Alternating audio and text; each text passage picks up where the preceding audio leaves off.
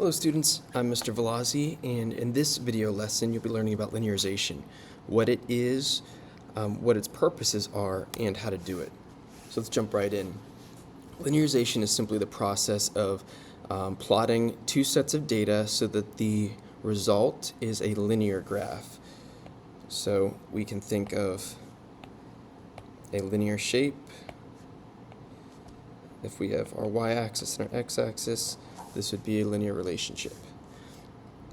All right, now the first purpose is if we don't know the relationship between two connected quantities, let's say a net force and an object's acceleration. Those two quantities are connected in some way. And so we could take a look at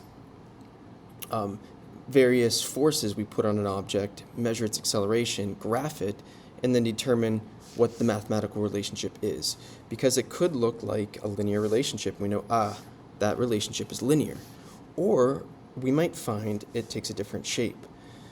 Okay, so for instance, it might look like an inverse relationship, where as the y-axis, as the x-axis quantities increase, the y decreases, but not in a linear way. That's an inverse relationship. Okay, and that's going to give us a hint as to what the mathematical relationship is. So if we see a shape like that, that's called an inverse relationship.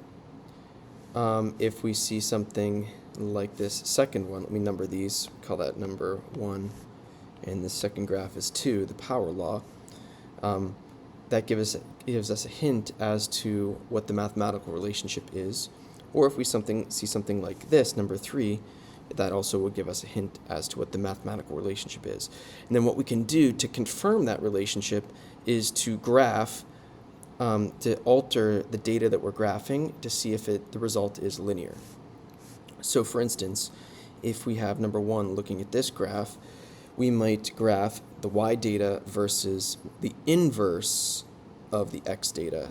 So instead of graphing the x data, we'll graph 1 over the x data, and if it is an inverse relationship, the result would be linear. All right. With the power, if we see an exponential relationship like that, we can confirm that by graphing y versus maybe x squared. Oftentimes we have a squared relationship, so we do x squared and try that. And if the result is linear, then we know that's the relationship. If not, maybe we'd have to do y versus x cubed, or something like that. And then if we see a graph like 3, we could try graphing y squared versus x and see if that result is linear. If so, then we have identified the mathematical relationship between the y data and the x data as y squared versus x. Okay, so that's the first purpose, is to find the mathematical relationship between two variables if we don't know it. But what if we do know it? We already know a equation that relates quantities. Like, say for instance, we know that the net force on an object divided by its mass is directly proportional to the acceleration. So if we already know that mathematical relationship, then we can set up what's on our x and y axes so that the result is linear. And why that's important is because we can use that to find specific quantities that are constant in our experiment. All right, so an example of that, let's talk through the steps first.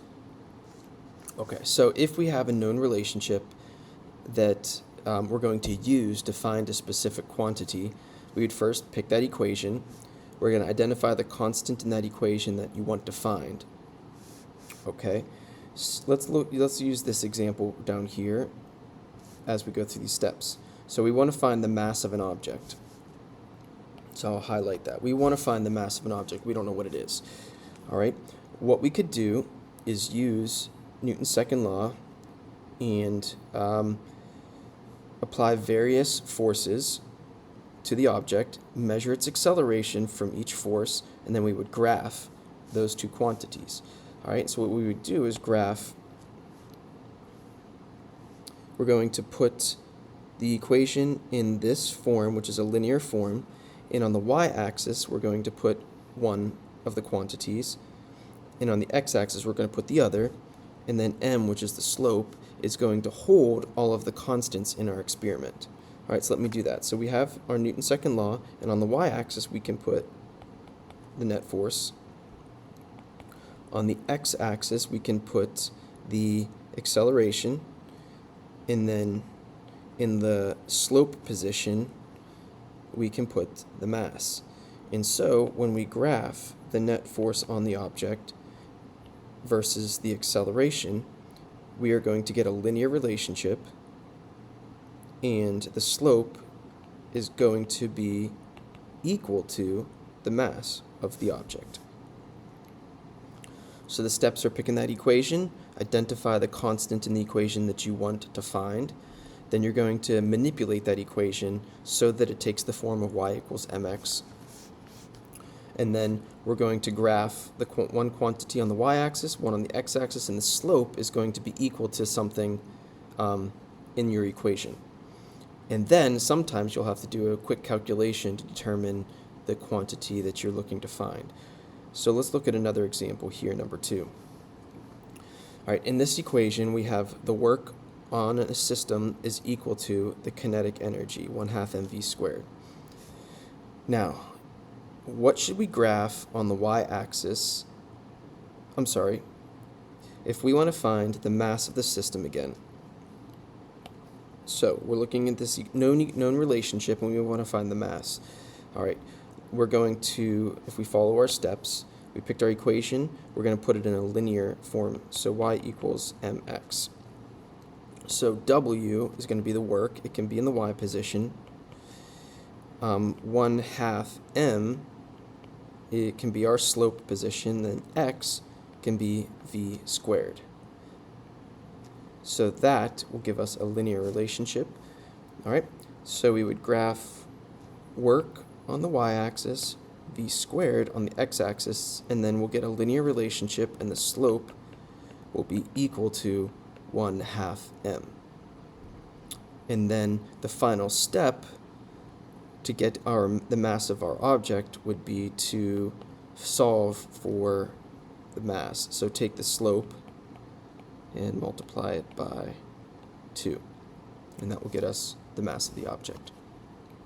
Okay, so now I would like you to work out some practice problems, and I'm going to post a second video on the solutions to explain them, but first try them as best you can, and then check out that video. Thanks.